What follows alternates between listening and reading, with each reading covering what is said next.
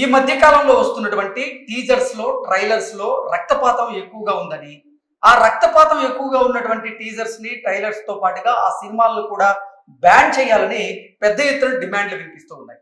ఉదాహరణకి గీతూ మోహన్ దాస్ దర్శకత్వంలో యష్ హీరోగా నటిస్తున్నటువంటి టాక్సిక్ సినిమా, దానికి సంబంధించినటువంటి టీజర్ విడుదలైంది. ఆ టీజర్ లో చూసుకున్నట్లయితే నిజంగా రక్తపాతం ఎక్కువగా ఉంది.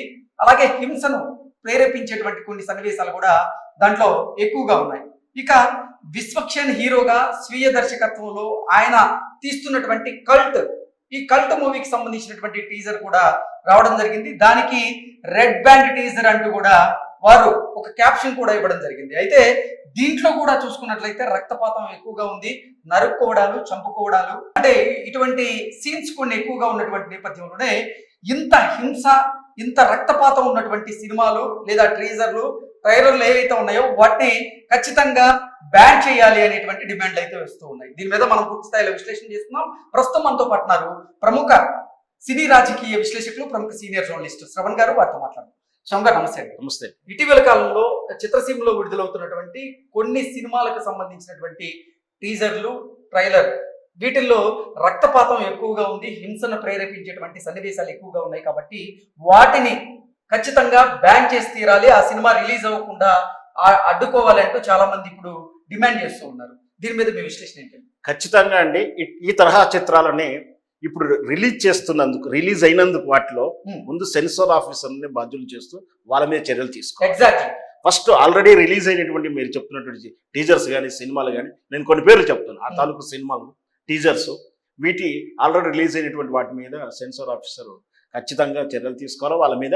ఇకపోతే ఈ తరహా ఆలోచనలు వాస్తవానికి ఇప్పుడే చూశాను, మీరు బుర్ర ఉందని కూడా పెట్టారు కదా, విధిగా వీరే మనుషులు అని కూడా అడగాలి. వీళ్ళు మనుషుకు కడుపుకి ఏం తింటున్నారో కూడా అడగాలి వీళ్ళని. ఎందుకంటే వాళ్ళ సినిమా రికగ్నైజ్ కావడం కోసం, సినిమా వైరల్ అవ్వడం కోసం, సినిమా ప్రేక్షకులకు జనానికి వచ్చిందని తెలవడం కోసం ప్రచారంలో ప్రమోట్ చేసుకోవడం పర్వాలేదు, కానీ దాంట్లో దిగజారిన తత్వాన్ని తీసుకొస్తున్నారు. బూతు పాటలు పెట్టాము, నిన్న మొన్న చూసాం, బూతు పాటలు పెట్టి ఎంత దిగజారాడు. ఇప్పుడు ఈ సినిమా ఊహకు కూడా అందనేటువంటి క్రూరత్వాన్ని చూపిస్తున్నారు. సినిమాకి ఎందుకు వెళ్తామండి? వినోదం కోసం వెళ్తాం, అయితే గీత కొంచెం సస్పెన్స్ ఎక్స్పెక్ట్ చేస్తాం, కానీ క్రైమ్ కాదు కదా. అంటే సినిమాకి వెళ్ళిన ప్రేక్షకుడు క్రైమ్ నాలెడ్జ్ పెంచుకుని రావాలా? ఎంత భయంకరమైనటువంటి రక్తపాతం అది.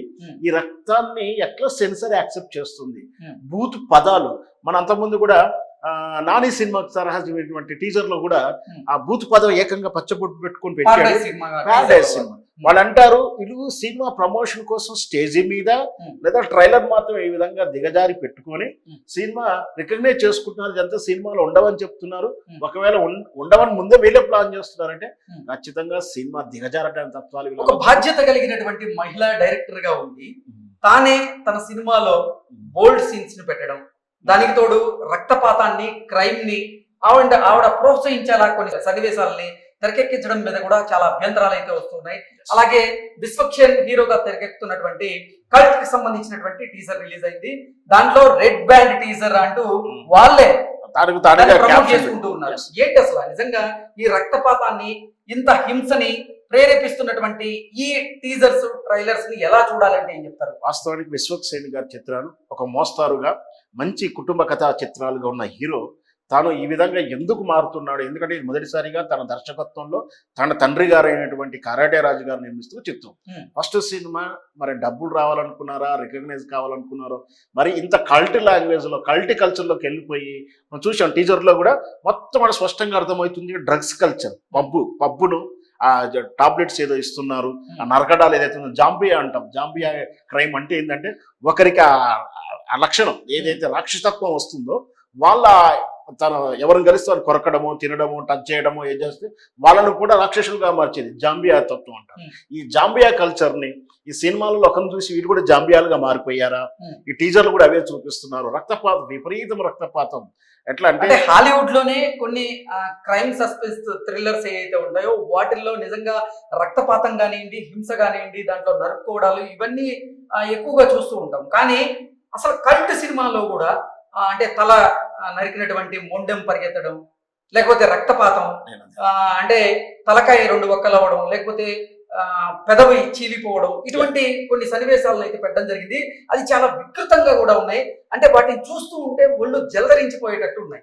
ఎస్, మీరే చెప్పారు. హాలీవుడ్ చిత్రాల్లో అవి చూశామని. Hmm. హాలీవుడ్ యొక్క ఆ దేశ కల్చరు, వాళ్ళ ప్రామాణిక జీవన ప్రమాణాలు, వాళ్ళ సాంసారిక వాళ్ళ కల్చర్స్, అంటే వాళ్ళ ఫ్యామిలీ కల్చర్స్, వాళ్ళ జీవన శైలి వేలు. కానీ మనది సనాతన ధర్మం, హిందూ అనే కాదు అన్ని మతాలు ఉన్నప్పటికీ కూడా మన భారతీయ తత్వంలో ఉన్నటువంటి కల్చర్ వేరుగా ఉంటుంది కదా.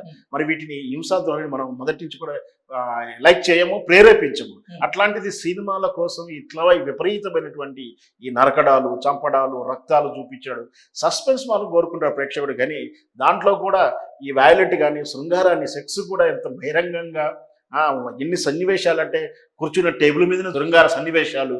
ఇకపోతే ప్రేరేపితాల మనం చూసే ఒక సినిమాలో హీరో కలిసి చచ్చిపోవడాలు, ఈ వంగ సందీప్ చిత్రాలు కూడా ఈ తరహా చిత్రాలే వస్తున్నాయి. అంటే విపరీతమైనటువంటి మైండ్ సెట్ ఎంత ఎక్స్ట్రీమ్కి వెళ్ళిపోతున్నారు.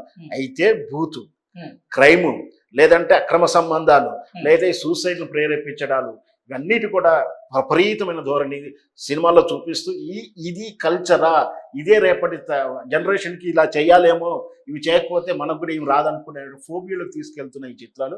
ఖచ్చితంగా ఇట్లాంటి చిత్రాలని అసలు ఆలోచన, ఇట్లాంటి వాళ్ళకి శిక్ష పడాలి. ఇట్లాంటి చిత్రాలని విడుదల చేయకుంటుంటే వాళ్ళు ఇంకొకరు ఇట్లాంటి సాహసం చేయరు. ఇప్పుడు చాలా మంది నెటిజన్లు కూడా, అలాగే మహిళా సంఘాలు చాలా మంది కూడా ఇటువంటి హింసను ప్రేరేపించేటువంటి సినిమాలు ఏవైతే ఉన్నాయో వాటిని విడుదల కాకుండా అడ్డుకోవాల్సినటువంటి బాధ్యత ఉంది.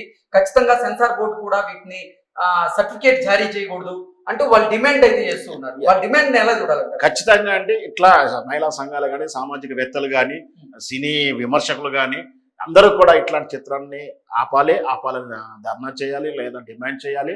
ముఖ్యంగా సెన్సార్ బోర్డు విధానాన్ని మార్చాలని మొదటి నుంచి చెప్తున్నాను, చాలా సందర్భంలో చెప్తున్నాను. సెన్సార్ బోర్డు ఏదైతే సినిమా ఎగ్జామిన్ చేస్తారో కమిటీ ఉంటుందండి, వాళ్ళంతా కూడా రాజకీయ ప్రేరేపితంగా వస్తున్నారు. ఎవరు కూడా ప్రొఫెషనల్స్ కాదు.